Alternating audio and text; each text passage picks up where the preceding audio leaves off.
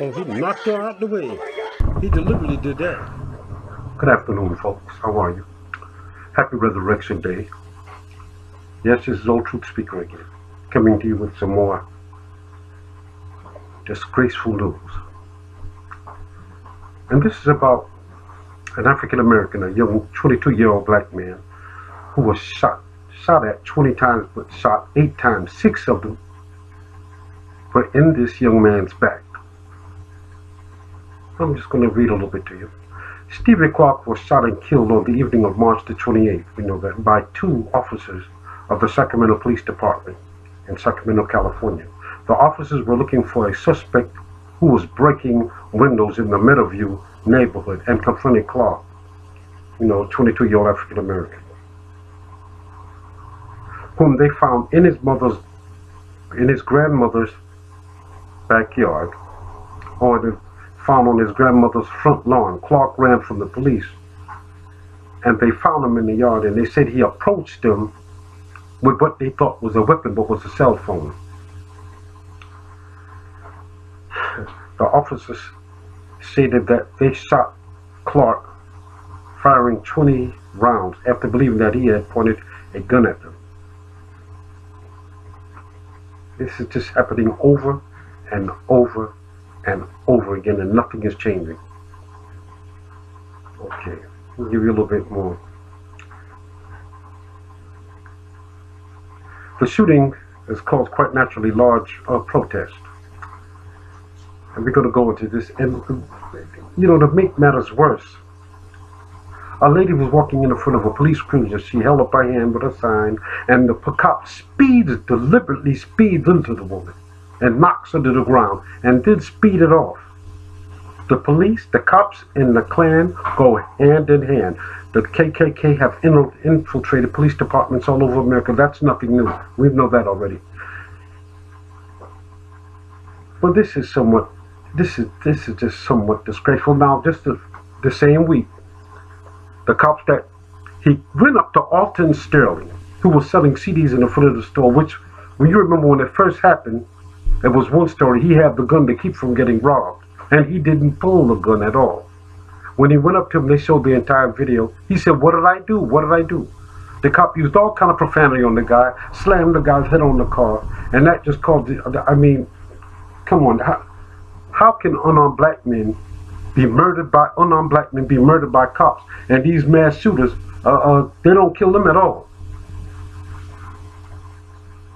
Like that last one, the guy who did that, he blew himself up. But that was a bomber. But if they don't kill themselves, the cops don't kill them.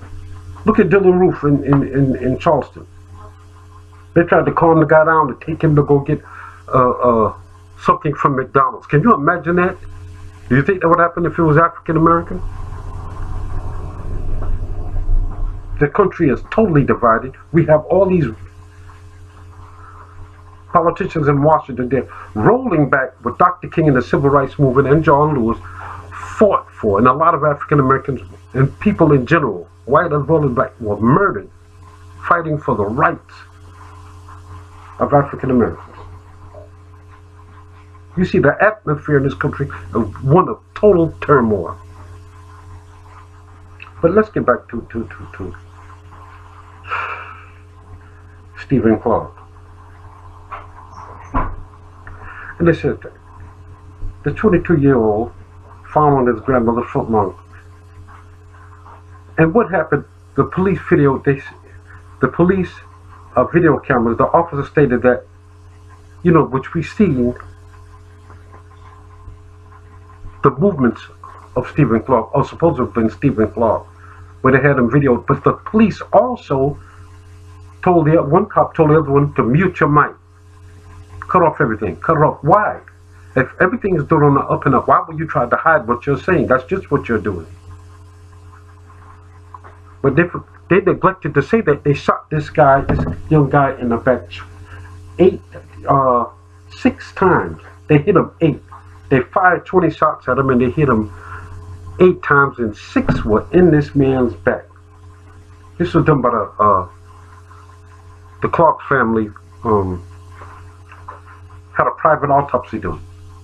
Now, you know, the Department of Sacramento, they're doing one on their own. You know, they're going to investigate themselves like all the other times. They find that, and you know, they're going to change the story around a bit. But these cops are going home after they're murdering unarmed black people. They're going home.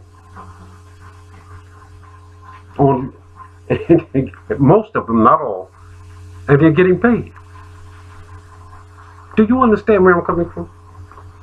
How horrific is this? Just how many times do you intend on killing unarmed black men? And contrary to popular opinion, this guy wasn't putting up in resisting arrest. And if you look at the video, like the first one when they killed Alton Sterling, when the guy threw him on the ground and he wasn't resisting arrest. Did you see how the man confronted him, how he talked to him? This is the 50th anniversary of the assassination of Dr. Martin Luther King Jr. And like so many other activists are saying, what has changed? Nothing. Nothing to very little. They're even trying to roll back your voting rights, the Voting Rights Act that was signed in 1965. 50 years of marching and protesting for what?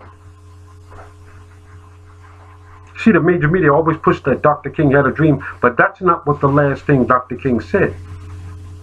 He told Harry Belafonte, I wonder if I've integrated my people into a burning house. There's a lot of reasons, there's a lot of things that Dr. King said.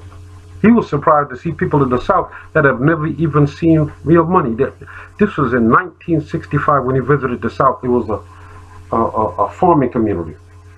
No, it wasn't exactly a farming. I'll just use that. And he surprised that this man had never seen he never held a dollar in his hand. He was still sharecropping. You know, we're in a situation here in America where we're totally divided. Murdering unarmed men, and they basically getting away with it, for the most part. Now they're protesting again in Sacramento. I mean, this is just awful. Now, I'm just one person asked me, what do you think going to happen to the police officer who deliberately speeded into that woman and knocked her out of the way and kept on going? Probably nothing. This is why we have to put God first. And be careful who you vote into these offices. I'm not a Democrat or Republican.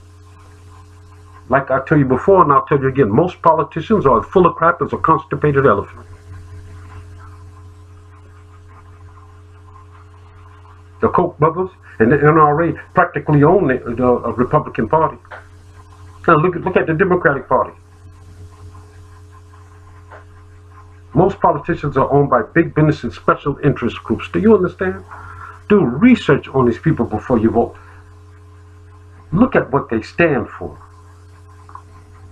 This man said this private autopsy was done, that was requested by the family, was done by this doctor, and he came up with a concrete proof. This man was hit in his back 6 times, but this is not what the police said. He was coming towards them with something in his hand, what they thought was a weapon, a gun. A total lie.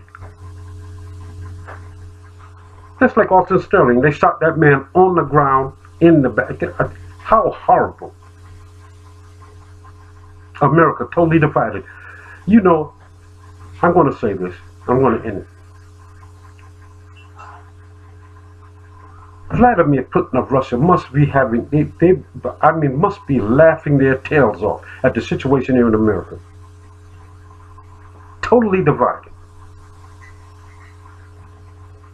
They interfere with the elections, and this guy getting away with it, and nobody in Washington even hold these people accountable. President Trump won't even mention it.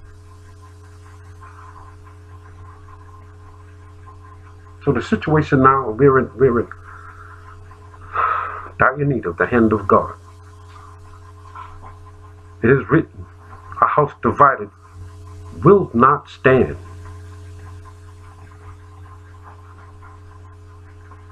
Dr. King said he's been to the mountaintop. But again, that's not the last thing he said. This man says a lot, but The media, which is owned by 6 corporations, will only tell you what they want you to hear. Those young gun activists from Parkland School that survived the shooting said we are the most indoctrinated generation of all time, and that's a fact.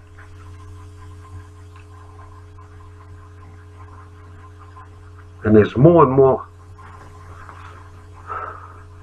I'll put it this way, you have a lot more things and people of color in their communities are saying, well, if they're going to keep on killing us, do they still want us to go and fight in their wars? I've had a person to send me that. I've been following the conversation. You'd be all over the country they're talking about this. Hate begets hate. You can't fight hate with hate. Do you understand? Maybe. I agree with Malcolm X.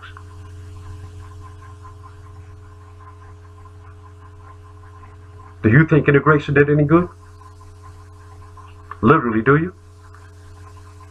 When we were separated, I didn't say segregation, I said separation. We were going to our own school, educating our own children. We had our own businesses, employing our own people. After the integration and Dr. King was assassinated, the family structure was attacked. Well, it was being attacked before then. Where now they took the man out of the house, and now 73% of all black children are born in a single parent household. That is not the will of God. That is not natural. And it's not by accident. We need God, and we need God right now. Either we're going to come together, sit down at the table, and try to solve our problem, or we're going to destroy this place. Do you understand me? We need to pray for peace and unity. If not, and black folks, I want to say this.